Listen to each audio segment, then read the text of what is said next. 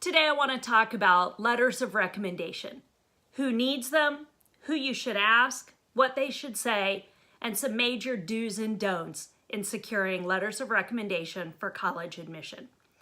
I'm Megan Dorsey with College Prep Results, and I help students work through all of these questions and pull together winning applications to get acceptance, scholarships, and even merit aid. One of the issues with letters of recommendation is who should send them. Now, obviously, if the college says we require you send a letter of recommendation from a teacher or counselor, well, that's a no-brainer. You need to send it. But a lot of students miss out on the opportunity because they didn't think they needed to. So just because a college does not require a letter doesn't mean you couldn't send one. Here's who should send these optional letters. Any student who thinks that based on their information, their grades, their test scores, their class rank, etc., that their application is less than assured for admission to a particular school.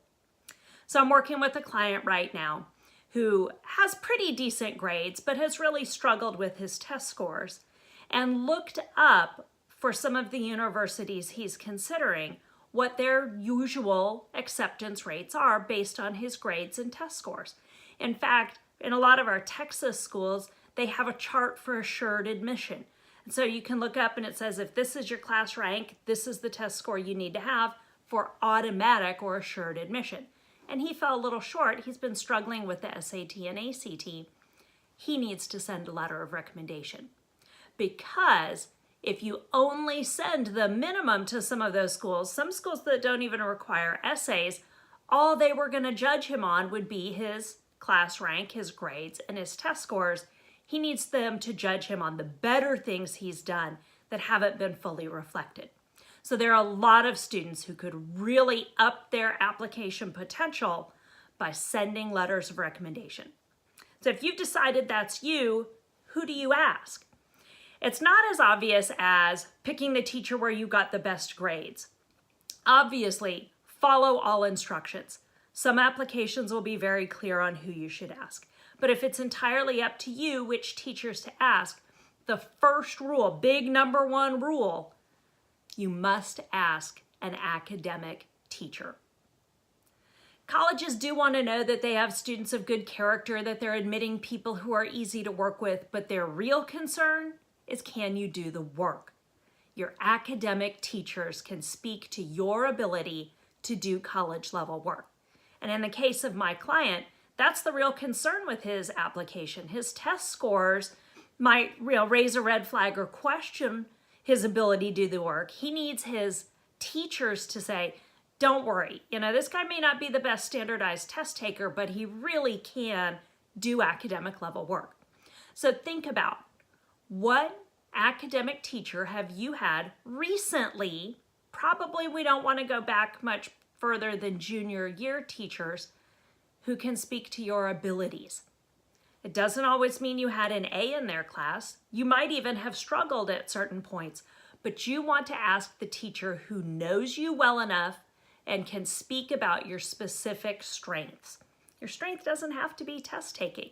You could have great strength in research or writing, or you're really able to analyze problems well. Those are all the types of things that teachers could talk about. If you are sending more than one letter, your second recommendation can come from anyone. That could come from someone outside of school, maybe your employer, someone you do a lot of volunteer service for, someone who knows you well and can speak to your strengths, whether that's strengths of character, personality, but in some cases you might choose to ask another academic teacher to really emphasize that point. The main idea is that you're going to ask for 2, but really no more than 3 letters of recommendation. More than that is too much. Again, follow the instructions if you've been given specific limits by your particular school.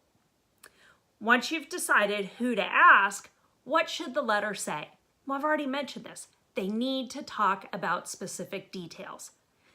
This means that if you could speak to your English teacher who you're asking for a letter and remind him about the great research paper you did last year and all of the great comments that he made about your analytical thinking and your research and your great writing skills. That's what should go in a letter. You want the letter to reflect the reasons why you asked that particular teacher. So if you were thinking that your math teacher could speak to your problem-solving skills and your ability to very quickly grasp new concepts, let them know. Those are the types of things they should put in the letter. Let's talk about a few big do's and don'ts before we wrap up. Don't overdo it. You can send 2 letters, maybe 3. 4 is too much. You're overdoing it. So here is where quality is far better than quantity. You don't want to appear desperate in filling the admissions office with an avalanche of letters from everybody who's ever known you. Pick the best ones. Don't try to go for the big name or famous recommender. Just because your mom plays golf with someone who is assistant to the governor and could get the governor to write a quick letter for you doesn't mean that that one would help.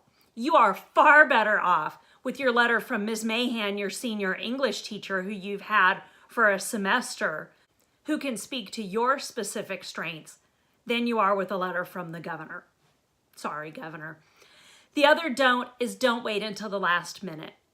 Your teachers, your school guidance counselors are busy, and a lot of times they get slammed in the fall with so many requests for letters of recommendation. Please give them at least 2 full weeks. And I mean 2 full school weeks. You can't count winter break. Go ahead and give them plenty of time. Don't wait until the last minute. Here are some do's.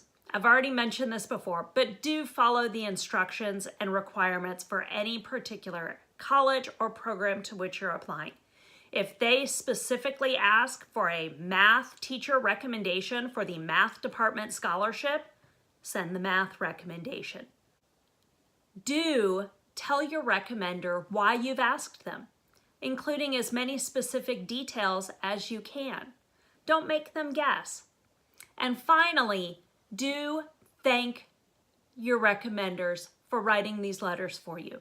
Many are happy to do so. I know I was when I was working as a teacher or school counselor, but it really is nice to get a handwritten note and maybe something extra. Maybe you bring them a plate of homemade cookies, or you know who wants the gift card to Starbucks. It doesn't have to be big, but a nice handwritten thank you note is always appreciated. So just because your school doesn't require letters of recommendation doesn't mean you shouldn't send them. Very often, a well-placed letter can go a long way in helping your application. Best of luck with all your applications.